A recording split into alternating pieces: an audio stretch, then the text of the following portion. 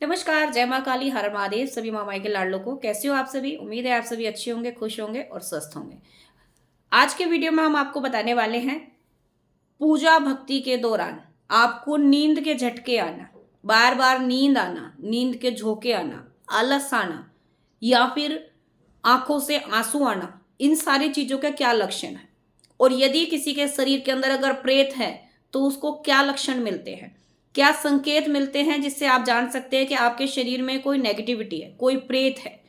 ये सारी जानकारी आज के इस वीडियो में आपको मिलने वाली है। उससे पहले यदि आज आप इस चैनल पर पहली बार आए हैं और यदि आपने अभी तक चैनल को सब्सक्राइब नहीं किया है तो जल्दी से चैनल को सब्सक्राइब कर लीजिए, बेल आइकन को ऑन कर दीजिए ताकि आने वाले हर लाइव और वीडियो का नोटिफिकेशन आपके पास सबसे पहले पहुंच सके और आप किसी भी महत्वपूर्ण जानकारी से वंचित ना रह जाएं। जय श्री राम, जय बालाजी महाराज, हर हर महादेव। तो शुरू करते हैं बिना देरी के आज का वीडियो। देखिए, काफी बच्चे मेरे पास कमेंट करते हैं, दीदी जब हम पूजा करने चलते हैं तो हमें नींद आने लगती है, हमें ये नहीं पता लगता कि हम कहाँ मंत्र कर रहे हैं। हम हाथ में माला पकड़े हुए हैं, माला हमारी घूम रही है नहीं घूम रही है, हमें कुछ नहीं पता। हमारा मंत्र कितना ऊंचा चला गया, हमने 11 माला करने बैठना था, 1-2 माला के बाद में ही हमें नहीं पता हमने कितने मंत्र कर लिए, कितनी मालाएं हो गई हैं, कुछ नहीं पता हमें। और हम लगातार कंटिन्यू मंत्र हमारे मन में चलता जा रहा है, चलता जा रहा है। तो एक सिस्टम तो ये हुआ, आप जब मंत्र जाप कर रहे हैं, आपके हाथ में माला है, आप उसी मन के पे रुके हुए हैं, लेकिन मंत्र आपके मन में चल रहा है या माला भी घूमती जा रही है और मंत्र चलता जा रहा है। साथ में आपको निंद्रावस्था आ गई है, आप आसपास में कुछ नहीं महसूस कर पा रहे, क्या हमारे आसपास में है या नहीं है, आप कहाँ बैठे हैं नहीं पता। ये सारे संकेत किस चीज के हैं? ये सारे संकेत मिल रहे हैं आपको पॉजिटिविटी, सकारात्मक ऊर्जाओं के। जब भी हम जाप करने बैठते हैं, हम अपने आसपास कवच लगाते हैं और उस दौरान अगर हमें पूजा के दौरान मंत्र जाप करते समय यदि निंद्रा आ रही है, कई बार बच्चों को ऐसा भी लगता है कि वो अपने आसन से कुछ ऊंचा उठ गए हैं, तो ये संकेत किस चीज के? ये आपके एक गहरे ध्यान में जाने की परिस्थिति है, आपकी पूजा भक्ति सही मार्ग पर है। और ये एकदम से नहीं होता, ये शुरू में आप धीरे धीरे धीरे धीरे, जब आपको काफी समय हो गया जाप करते करते, काफी समय से आप कंटिन्यू जाप करते जा रहे हैं, तब आपके साथ में ये सिस्टम बनते हैं, एकदम से नहीं बनता।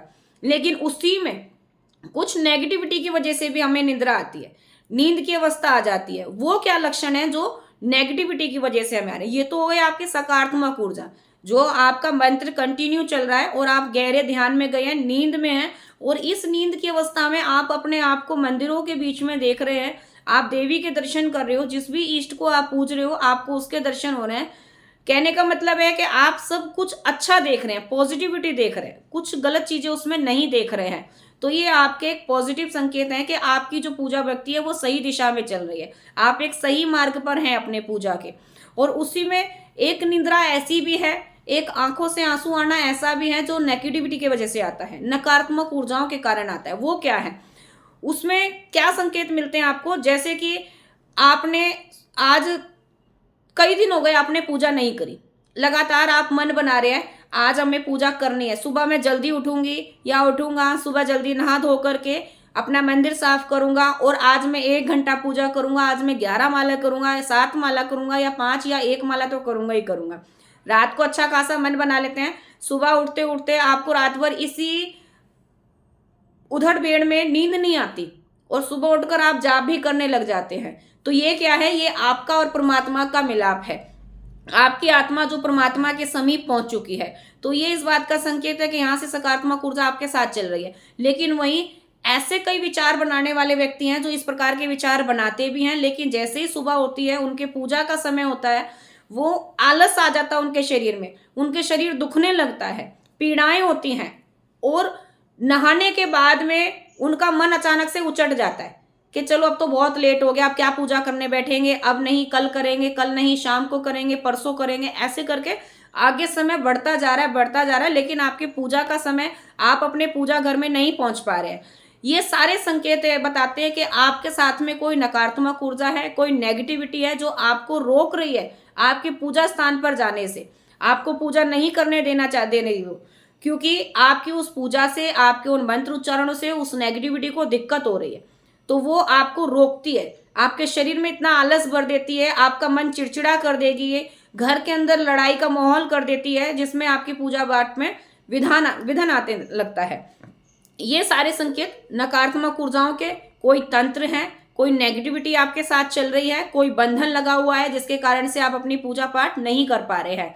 इसी के साथ साथ कई बार काफी बच्चे बोलते हैं दीदी हम मंदिर जाते हैं और हमारे आंखों से अचानक ऐसे आंसू आते हैं, हमें नहीं पता हम क्यों रो रहे हैं, लेकिन अंदर से मन फूट कर रोता है। ऐसा मन करता है खूब तेज चीख कर चिल्ला कर रोऊं माँ के आगे, बाबा के आगे। अंदर से भाव फूटता है कि उनके सामने जाकर के मुझे रोना है। और क्यों रोना है पता नहीं, मैं दुखी नहीं हूं, मैं परेशान नहीं हूं, किसी कारण से मुझे कोई दिक्कत नहीं है, लेकिन फिर भी अंदर से एक आत्मा है जो रोने का मन कर रही है। वो क्यों?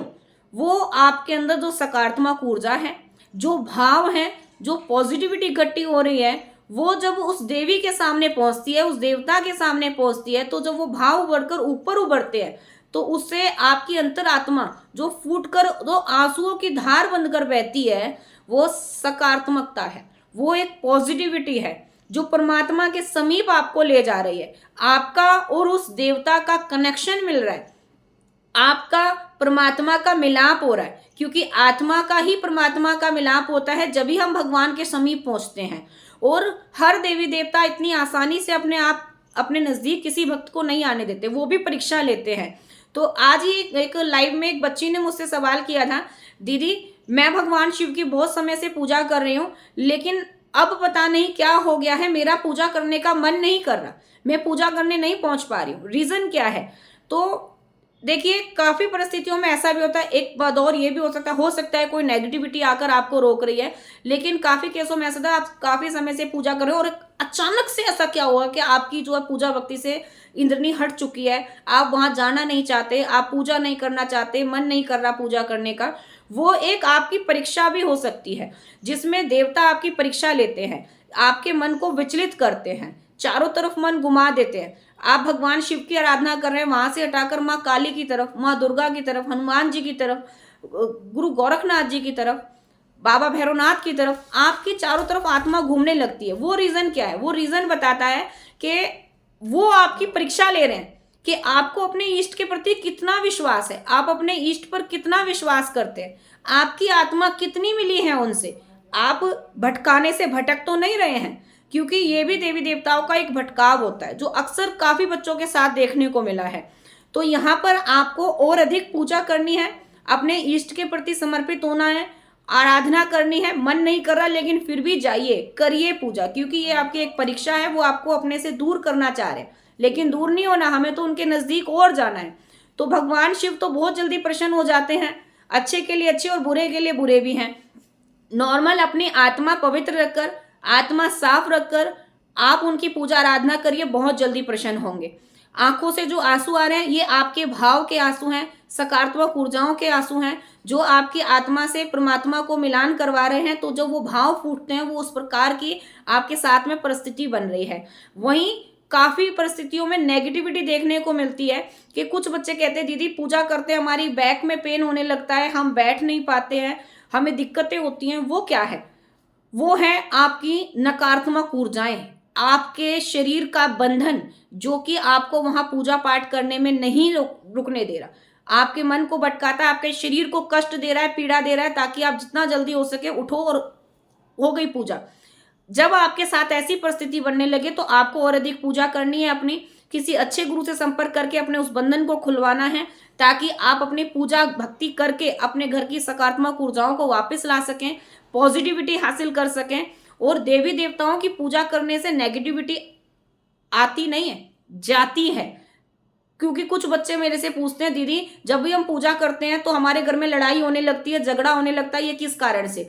तो इसका रीजन ये है कि आपके घर में कोई नकारात्मक ऊर्जा है जो आपके मन में इस प्रकार का भ्रम डाल रही है कि जिस देवता की तू पूजा कर रहा है या कर रही है उसकी पूजा करने तेरे घर में दिक्कतें आ रही हैं, परेशानियां बढ़ रही हैं, झगड़ा हो रहा है।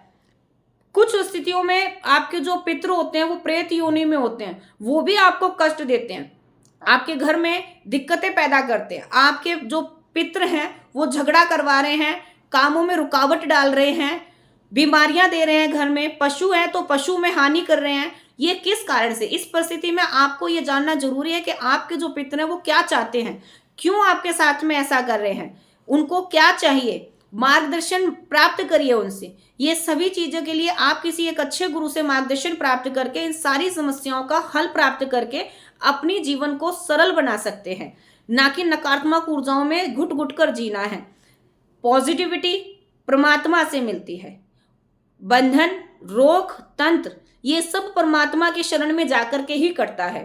तो यदि आपके जीवन में भी इस प्रकार की समस्याएं आ रही हैं या आपको भी कुछ सकारात्मक ऊर्जाओं के इस प्रकार के संकेत मिल रहे हैं, कुछ बच्चे कहते हैं हम जाप करते समय गोल गोल घूम रहे हैं, तो उसके लिए भी मैं एक वीडियो बना चुकी हूँ। उस वीडियो को आप जाकर जरूर देखें, आपको पता लग जाएगा वो गोल गोल पूजा समय घूमते हुए किस चीज का संकेत दे रहा है।